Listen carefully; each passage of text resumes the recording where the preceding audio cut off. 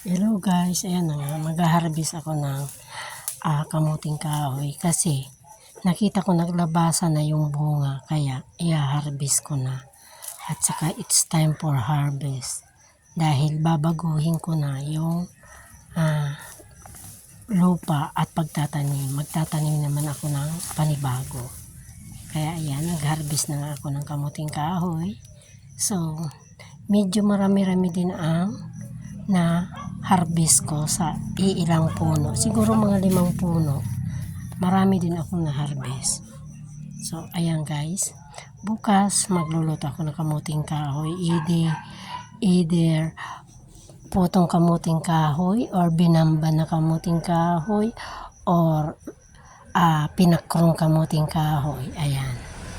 So, ayan guys. Masayang-masaya ako dahil meron na naman akong na-harvest. Kaya yung mga marites dyan sa kabila, sinasabi nila na ang alam ko lang daw is pag titiktok. Hindi nila alam ang ginagawa ko dito sa bahay. Marami akong ginagawa.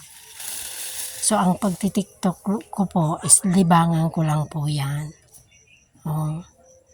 Kumbaga, habang may ginagawa ako, nagtitiktok ako para masaya, para ganahan ako sa pagtatrabaho.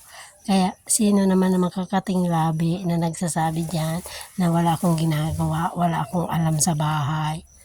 Oh, huyo. Huyo ka dyan.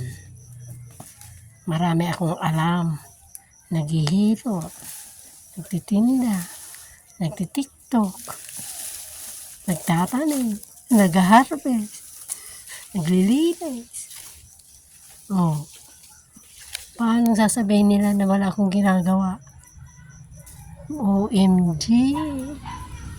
Alam ko na kung sino naman dyan nagpalaganap ng makating salita. Alam na this. Tingnan nyo nga. Oh, tingnan nyo ginagawa ko. Oh, diba? Sa pagtatanim ko may pakinabang. Habang nagtitiktok ako nagtatanim. O, diba? Diba ang saya-saya ko? Kaya, huyo na nagsabi na wala akong alam, walang ginagawa sa bahay. Kumain ka ng kamuting kahoy kung tanim para mahimasmasang ka. Okay, bye.